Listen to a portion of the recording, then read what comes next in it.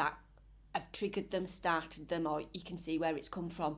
But can you just like explain how, one, now I know these things, it just can't stop because they're so ingrained and it's the way of being, or how they come about in the first place. Why am I like this? Why have I ended up like this? You know, I'm in my 40s and it's like, these have been there long term since I was a kid. Where have they come from? So all the thoughts and the emotions that you have, they're not you. They're not who you are. So they're a product of your environment. So it's like when you said you as a being, but you're a being, but you're not this voice. But when you're not taught that when you're young, so what happens is it's like animals. You know, when you think all rabbits run down the same track, or you might see a generation of animals in the same spot because they're passing on information about the planet and each other, really. And we don't. So we pass on the information that we've been given about ourselves, and then everything else comes second. So, or it doesn't actually enter your world at all, and that is about you as a human being. So somebody comes, you know, for instance, like parents might say, oh, they always do that, or then, oh, they always make you out into a liar, don't they, when they say that they always do that. So the child's been told who they are, and they're told who they are, and they're told whether they're good enough, and they're called names, and they're all, you know, so everything that the environment might put onto the child, whether it be good, bad or indifferent, the child believes there is that. Even from a young age, it's a good baby. You're exactly. Comparing behaviours. My baby can do this, or my baby will walk in at 2 days old, or my baby this, and it's always people talking from their egoic chatter, which isn't them. So what you've got is, you know, for you, where you're saying, why am I like this? Who, you know, where has all this come from? It's like, it hasn't come from you. That's what the problem is. It's come from the environment. So you aren't this chattering voice, but the only thing that you can pass on to somebody else is what's in the chattering voice. So, for instance, the chattering voice gives you your name. So let's be clear, the chattering voice, which I always thought were a separate entity, which was like a demon or a kind of god, an outside thing, it's actually the ego. Yeah, so it is a separate entity in you. Yeah. So it's a separate entity, but it's actually in my brain. So everybody's got it. How do you know it's in your brain? Oh, right, okay. It's like if I said to you, point to it and tell me where it is. I just want to point to my head. You want to point to your head, but you can't point to where it is. No. So how do you know it's in your brain then? Good question. No. So it just is what people have said. Yeah. So you're going along with what other people have told you. So it's seen as a phenomenon. It's a made-up story. So, but people feel that it's a good story and it's a bad story, or it's a this story, or it's a that story. But everything is a story, and everything is a story about an action and a reaction. So somebody acts in a certain way towards you, or ultimately towards themselves, really, and then you react to it. So they might, you know, they've got their story going on in their head, and they're playing their story out in the world. Mm-hmm. So if somebody's got an awful abusive story going on in their head, you're going to see it. Mm-hmm. Yeah, so you can see it when somebody gets angry. So this is the voice, the egoic brain. If they've got that, and the egoic brain isn't a brain. Right. It's a phenomenon. Right. It doesn't really exist. So it's just like just a voice that's playing, that's being recorded, and it chatters to itself. So you've got the id, the ego, and the superego. So the id is the want. Mm-hmm. So when you're a child, you need to be fed, so you want all these things. And then that gets fed even more by the chattering voice. Oh, do you want that? Do you want that? You can have that. Do you want that? Do you want that? She wants that for Christmas. They want that for the birthday. They want.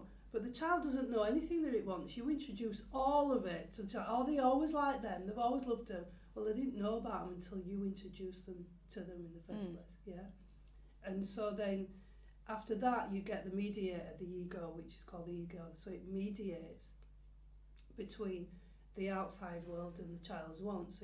So the mediator might say to the child, you can't have that right now, or you need to share, because that's what we do in this world. So the child has to learn to share and play with the toys, or things like that. And then you have the superego. The superego is the one that makes you go red when you feel embarrassed or ashamed or things like that, or you've been told off. So that's the other voice that was put in. So anybody that ever told you off in your life, there it is. You can hear it chattering to you. If you feel guilty, it's like, oh, you shouldn't have done that. And then you get the feeling as well. So when we get the thought and the feeling, we think, well, this must be true. Like, no, it doesn't make it true at all. You do. You make it true because you believe it's you. So it's like, you're asleep in this chattering voice. It's like you're daydreaming all the time because you're in this chattering voice. So for you, the chattering voice, it's constantly chattering. It's like you've got all these voices going on telling you this. Shall I do that? Shall I do that? No, as you'd said. Shall I go to the gym? Well, you didn't want to go to the gym. Well, you don't go on that day. You should go on that day. Well, I don't want to go on that day. I don't even like going to that gym at that point. Well, you have to go. And it's like, well, you want to burn calories. And then it goes on and on and on like that. But it's not you. You didn't say yesterday, when I go up tomorrow, I think I might have an argument with myself about going to the gym. And I think I might do it for 6 solid hours and waste 6 hours of my life listening to this chattering voice, because that's what you do. But people waste their lives on it. They don't actually take a step back and say, well, who am I then? Because if there's only one of me, and there's all these arguments going on, then who are the ones that are arguing? And where did that come from? It's like, well, it came from your environment. Oh, she always does that. I hate that. I'm not going to do that next time. And it just says all these things. But then if you were quiet and say that you could just put it all down, let it all go, and just drop it. As you do when I say to you, when we're in therapy, you've got these suitcases and you need to let them go. You put the suitcases down and walk away.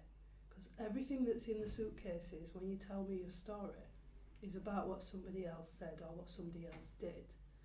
And then the next thing is you're going to tell me how you reacted to it.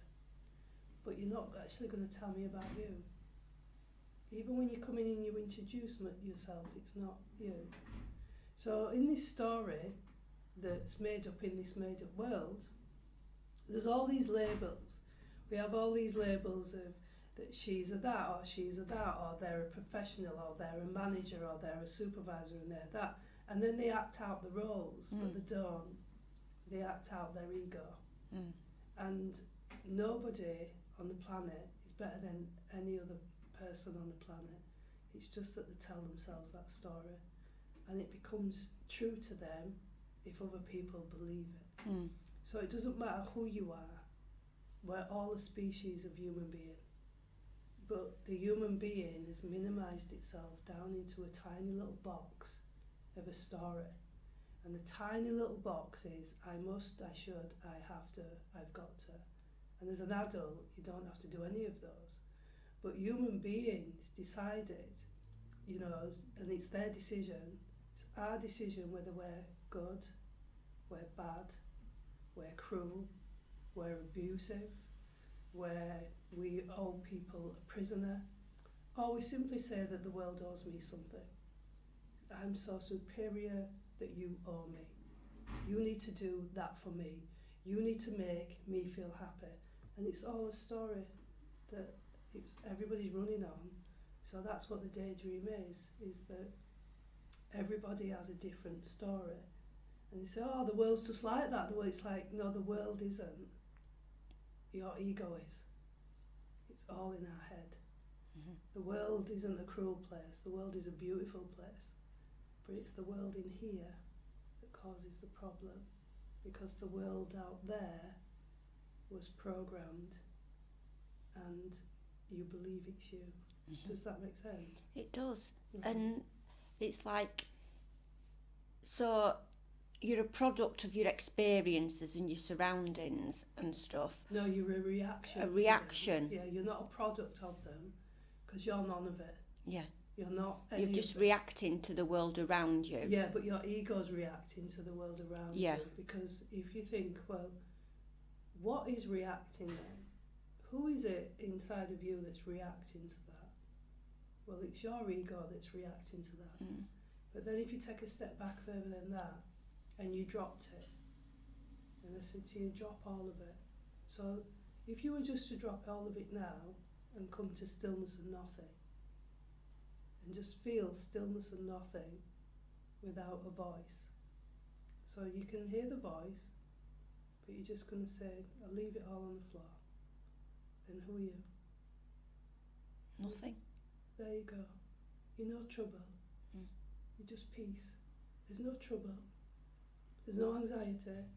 There's none of any of it. All of that is in the story of the ego. Mm. And that's where it does. But the challenging, difficult thing is to be able to remain as nothing, because you've been programmed with it, so you believe it so much that what you're going to be without it anyway now. How will the world be if we don't do all these things? Because we normalise society, it doesn't mean society is healthy. You know, when they say that on other videos that, children go to factory learning machines, because when you're a child, you have to please the adults. And so to please the adults, we have to do as the adults say. So they disrupt your world and disrupt your life and say, right, you're not doing that now. Now you can go to that building with all those strangers, and you're going to have to learn to get on with them, with all their egos, and you can learn more about yourself then. So, and if they're awful to you, what are you going to learn? People were awful to me. So what story are you going to tell when an adult? I was bullied at school. And that can be from anyone in school. And then, so you're like, well, who are the teachers? They're like guards, really. They're going to monitor you. You're not going to leave. And if you do, you're answerable to them. Mm. And you need to do this work. And you need to do that. And you need to do this. And it's like, who am I doing it for? All these people that are strangers. You're going to have to do it for them. And who am I getting an education for? All these people that you don't know. And what's going to happen? Well, then we introduce control. And we're going to control you. So you've got to do it. Why do I have to do it? This is how the world works. No, this isn't. This is how human beings work in their ego. The world could be anything that we make it into. Anything. Because who do you think made it into this in the first place? We did. We don't see animals doing it. Nothing else in nature. We are nature. Mm. We are the universe, but we put ourselves into a little box of I must, I should, I have to, and I've got to, because ultimately they're all the things you learn from the day you're born. Mm. You carry them for the rest of your life. All these little rules in a little box of control, of things that are told about us that aren't true, of nice things that are said, bad things that are said. All of these things play out. Mm. And that's how it is. So it's like, what can I do? Let go. Just drop it. So part of healing is letting it go. Mm. Somebody said something to you, somebody bullied you. Okay, do you want to still carry that for the rest of your life, or could you let that go? Or could you look deeper into that story and say, well, if they bullied me, where did they get it from? Well, they were taught bullying. Because everything, when you're a child, children get blamed for things, but it's not them. Everything the child knows is like the rabbit going down the same rabbit hole, is what the adult taught them, or what they picked up from the adult, because that's the only place you're going to learn it from. Unless there's aliens that I don't know about that come down and start to teach you things in the night. But I've not heard of that, so it's us. Yeah, really. Everything's a reaction to other people and other things. It is. Everybody's reacting to everybody else, and it's just reactions all the time. It's like when you were born, you're reacting, and you're continuously reacting instead of, not everybody, but you're continuously reacting instead of being a being. What's it like just to be a being? But where does the... I don't know, I'm thinking about... I don't know. Thinking? I don't know. Because I'm just thinking about... You can't help but say that. No. Can you? It's very difficult not to Yeah. not to be in it, not to have the feelings and feel that it's true. Yeah, it's like... But what did you do to think? You said, I'm thinking about. How do you know you're thinking, and how did you do that? I can hear a voice. Did you put the voice there then?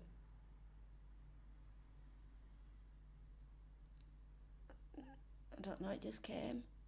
So then, how do you know it's you then? I don't know. Because when you speak to me right now in this present moment, and you're having a look, and you're saying, I don't know. So it's like, you don't know, nobody ever taught you. Do you see what I mean? You missed out on the whole of you. Almost the whole of you. Nobody teaches us about us. They teach us about what they've learned about us. Because everything's on repeat. You know, that's why you go and read books. Because it's about what somebody else said. And then that book will be written from what somebody else said, and that book, and it's like, how do you know it's true? How do you know it's true? Oh, because somebody said so. But how do you know it's true? Unless you choose to believe it. Yeah. So that's why, I always say I can only trust the one that made the apple, because I don't know a human being that can do that. So, just a simple apple. But it's not. Nothing we say that we're the most superior species on this planet, and yet we were given everything just as everything else was. It doesn't belong to us. We think it belongs to us, it doesn't. We didn't make this planet. We can't even make a human being, not really. We're given the tools to make a human being. But would you know where to start? Unless somebody can. But it's like, would you know where to start to make a human being? No. But you're being given the tools. We can't make an apple. Can't make the sky. Can't make grass. It's all been given to us. But we grabbed it and said, we own this. Yeah. It's not me, it's my reaction. It's your reaction. So as you said, you were just thinking. So what was thinking? What was the thinking saying? I think the ego was trying to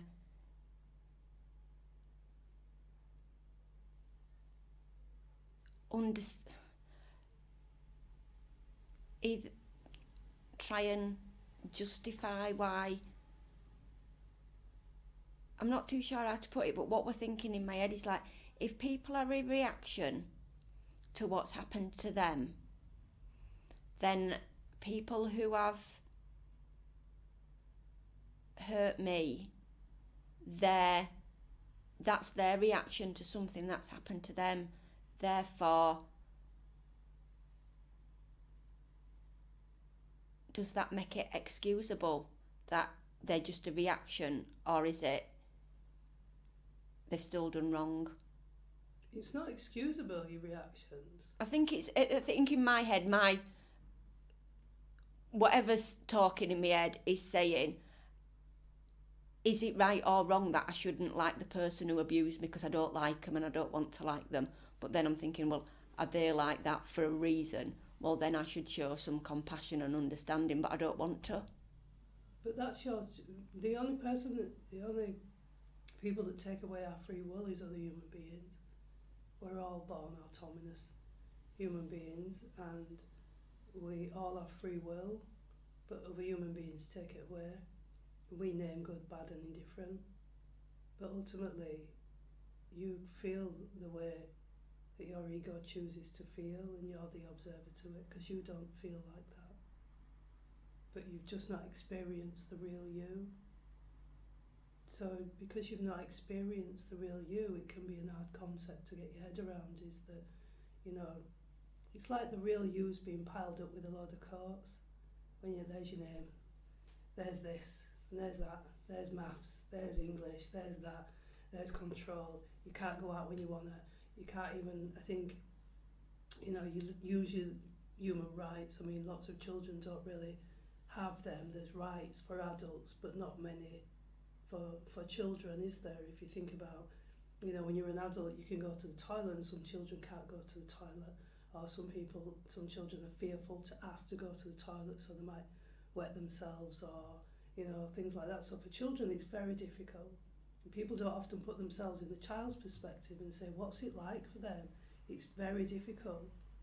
It's very difficult to be sat in a room and be scared to ask if you can go to the toilet, because you might feel shy, or things might, you know, have happened at home, or you might be fearful of how the teacher may react to you, or, you know, things like that. So that could go for anywhere, where, you know, trying to put yourself in that child's position of, you know, and even, like, say, with timers, or if you spoke about school, where those that attend get rewarded and those that don't get punished, and it's a system of punishment and reward. So their rights are, you know, they have very little rights, really. The reality picture you can see that, and so, you know, they're made into and shaped into what somebody wants. Then they'll say, what do you want to be for the rest of your life? It's like, how are you going to know? If the brain doesn't fully develop to, 23, 24, how can you ask a child that question? But you need to know. Why? Because we're all programmed with it, so you need to know. I needed to know, and you need to know. So I'm doing what I was shown. And it's a bit like, you know, when all girls were dressed in pink and boys were dressed in blue, and then they introduced a bit of lemon, and now you can dress your child in lots of colours, but it was kind of a thing, wasn't it, that's what people did. And it's, you say, well, where did you get that from? Oh, that's what we do. Is it normal? Or is it just us that normalise it? And it's those kind of things that we don't question, we just go along. Somebody tells you what to wear, you wear it because everybody's wearing it. You want to fit in. We can't fit out. We're a species of human beings. We can't fit out of each other. We are that. But we need to fit in the box of the ego that says, oh, people do this, and people do. The ego has people doing all kinds of things. It can get you to commit suicide. It can get you to do all kinds of things. Can this chattering voice? It can get you to feel not good enough because of what you've heard someone else say. And so, you know, for children, it's for them to not always listen to what adults are saying, because they're not always right, and especially if they're hurting them, or, you know, as you experienced when you were young, or, you know, even not being noticed. It's not because of you, who you are. People don't hurt you because of who you are, they hurt you because of who they are. Yeah, because my reactions and my chattering voice has hurt me a lot more than what the person has. Yeah, because you won't put the suitcase down because you it's believe the voice has been there a lot longer, and then what happened? Yeah. And it's that you won't let go, because you're hooked into it. You believe so much that it's you, and it's not. It's not who you were born to be. It's not who you are as a species. It's not. It's just a made-up voice with a made-up story. And you can make up any stories, like people, when they listen to stories of what goes on in cults, and they say, I would never do that. It's like, you already are doing it. This is a made-up story. All the labels that everybody's been given is made up, whether you're called your name, whether you're called a thief, whether you're called a king, whether you're called, you know, a lord, whatever it is. It's like, where did these names come from? We made them up. We made a story with them. All labels usually have a story. Even the table. The table is a tree, but we made it into a table and told a story. What does a table do? You can put stuff on it. Yeah. Thank you. Okay. Are you okay to win there?